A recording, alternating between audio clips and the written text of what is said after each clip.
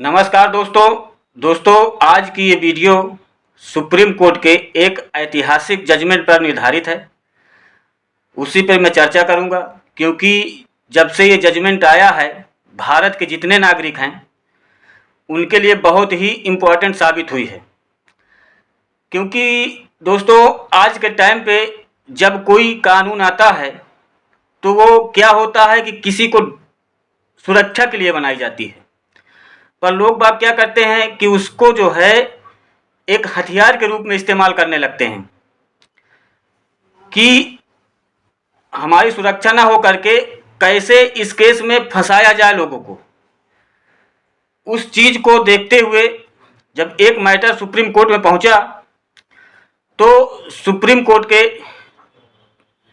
जो जजमेंट आए हैं उस पर मैं चर्चा करूंगा, जिससे कि बहुत भारी लाभ मिला है हमारे भारत के जितने भारतवासी हैं।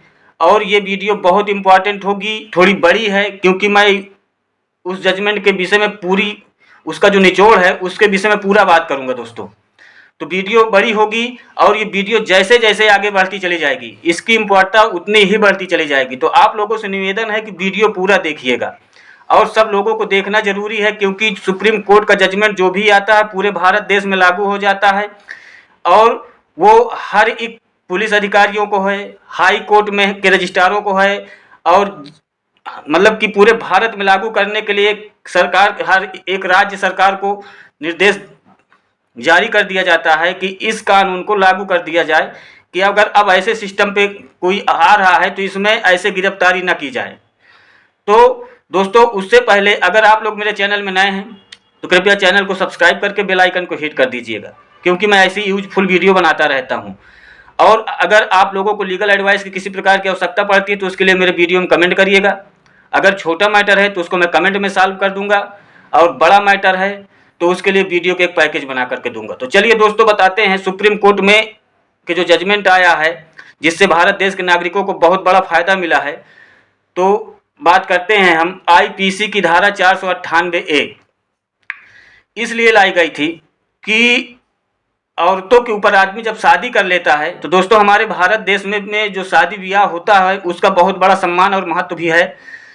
सम्मान करती है सामाजिक रूप से, हर एक प्रकार से शादी हो गई तो उसको कानून भी मान्यता देती है। जो गांव समाज में शादी होती है कानून से हट करके कोर्ट मैरिज न करके अगर गांव समाज में जो शादी होती है कानून उसको पूरा मान्यता दी है। तो उसमें क्या होता है कि लोग बात कुछ होते हैं कि माँ बाप के बिना मर्जी के शादी कर लेते हैं, और जब औरत आती है तो उसको प्रताड़ना करने लगते हैं, मारते हैं, पीटते हैं, घर से निकालने लगते हैं, दहेज मांगने लगते हैं। तो उसमें क्या होता है कि उनके घर वाले भी कुछ होते हैं कि सम्मिलित हो जाते हैं, कुछ रिलेशन वाले भी सम्मिलित हो जाते हैं। ये बात तो सत्य है कि कृत्य होते हैं। तो औरतों के ऊपर जो अत्याचार हो रहा था उसे देखते हुए आईपीसी की धारा 498A बनाई गई। मगर क्या है कि इसी के विपरीत में जब कोई औरत अपने पति से असंतुष्ट रहती है तो वो क्या करती है कि फर्जी झूठा एफआईआर दर्ज करवा देती है अपने पति के खिलाफ, अपने सास के खिलाफ, अपने ससुर के खिलाफ, अपने भाई पति के भाई के खिलाफ, पति के बहनों के खिलाफ, उनके रिलेशन चाचा दादा दादी के खिलाफ। अक्सर सुनने को मिला होगा दोस्तों और आप लोगों को देखने को भी मिला होगा। तो जो उसे क्या करते हैं, जो उनको एक ढाल के रूप में दिया गया है कानून को, उसको एक हथियार के रूप में इस्तेमाल करने लगती हैं। और ऐसे कंडीशन में ये एक गैर जमानती और संज्ञेय अपराध में आता है। और जैसे ही एफआईआर होती है पुलिस क्या करते थे कि पहले इसमें गिरफ्तार कर लेते थे। अच्छा, झूठा केस क्यों है?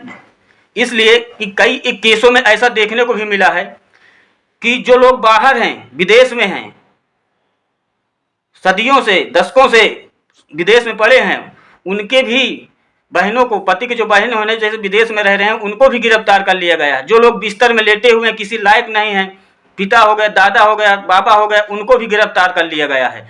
तो पहले क्या था कि एफआईआर होती थी और जैसे ही एफआईआर हुई पुलिस वाले जाकर के गिरफ्तार कर लिए सबको और जेल भेज दिए।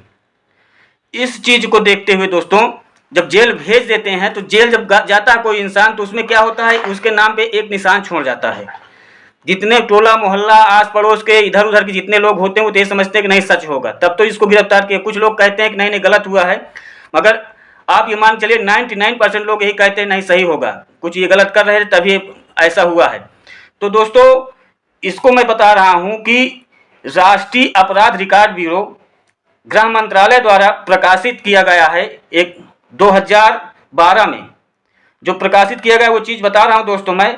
भारत में अपराध 2012 के आंकड़े से पता चलता है कि वर्ष 2012 के अनुसार IPC 498 तहत पूरे भारत में 1,97,762 लोगों को गिरफ्तारी हुई है, जिसमें से लगभग 1/4 महिलाएं हैं। तो दोस्तों इसमें से 1/4 भाग महिलाओं को गिरफ्तार किया गया है। और इस मामले में जो चार्जशीट बनती है 93.6 है, और जो ओरिजिनल केस हैं केवल 15% ही हैं, और सब में जमानत मिल जाती है। मतलब कि इसमें झूठा केस बहुत लगाया गया है। उस चीज़ को देखते हुए दोस्तों जो आया है जजमेंट आया सुप्रीम कोर्ट का कि पहले गिरफ्तारी कर लें बाकी काम बाद में करें, ये उचित नहीं है। पुलिस अधिकारियों को गिरफ्तारी का एक पावर होता है, वो पावर इसलिए होता है दोस्तों कि जब पुलिस किसी भी व्यक्ति को गिरफ्तार करे तो उस पे क्या चार्ज लगाया पे गिरफ्तार किया गया है उसको सिद्ध करने में सक्षम होना चाहिए। ये नहीं कि आप गिरफ्तार कर लिए हैं और गिरफ्तारी करने के बाद उनकी तो बदनामी हो गई और आप उसको सिद्ध करने में सक्षम नहीं हैं।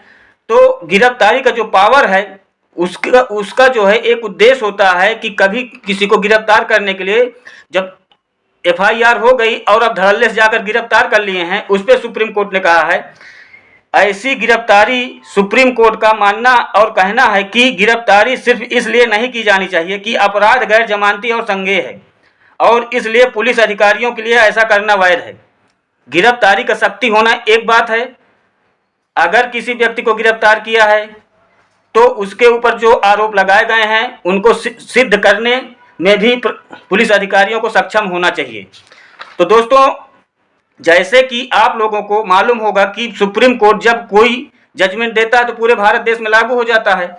इस पर सुप्रीम कोर्ट ने अपना जो फैसला सुनाया है वो चीज़ मैं आप लोगों को बता रहा हूँ। वीडियो थोड़ी बड़ी है दोस्तों, चैनल को सब्सक्राइब कर लीजिएगा। गर्मी बहुत पड़ रही है मगर फिर भी मैं वीडियो बना रहा हूँ आप लोगों के लिए। तो इसे देखते हुए सुप्रीम कोर्ट ने 2014 में एक मामले में यह जोड़ा गया कि जहां अपराध 7 वर्ष से कम या 7 वर्ष तक कारावास से दंडनीय हो, मतलब कि 7 वर्ष तक का हो या 7 वर्ष तक से कम की हो, उसमें क्या है कि 498A ही नहीं, कोई भी आपको धारा लगी हो जिसमें 7 वर्ष से कम की सजा हो। सुप्रीम कोर्ट ने यह आदेश दिया कि फैसले की प्रति मुख्य सचिवों को साथ साथ सभी राज्य सरकारों और केंद्र शासित प्रदेश पुलिस महानिदेशकों और सभी उच्च न्यायालयों को रजिस्ट्रार को भेजी जाए ताकि इसका अनुपालन सुनिश्चित किया जाए। उसमें आदेश जो सुप्रीम कोर्ट ने दोस्तों दिए हैं उसमें कहा गया, सबको आदेश पारित किया गया है कि इसको हर एक जगह भेज दिया जाए और इस कानून को लागू कर दिया जाए कि कोई भी सेक्शन में जब कोई व्यक्ति को गिरफ्तार करना है तो उसके लिए CRPC 41 के तहत किसी व्यक्ति की गिरफ्तारी की आवश्यकता नहीं। पुलिस अधिकारी को आरोपी को एक निर्दिष्ट स्थान और समय पर उसके समक्ष उपस्थित होने का निर्देश नोटिस जारी करना आवश्यक है। यदि आरोपी नोटिस की शर्तों का पालन करता है तो उसे तब तक गिरफ्तार नहीं किया जाएगा जब तक दर्ज किए जाने वाले कारणों में पुलिस अधिकारी के राय में गिरफ्तारी आवश्यक नहीं हो।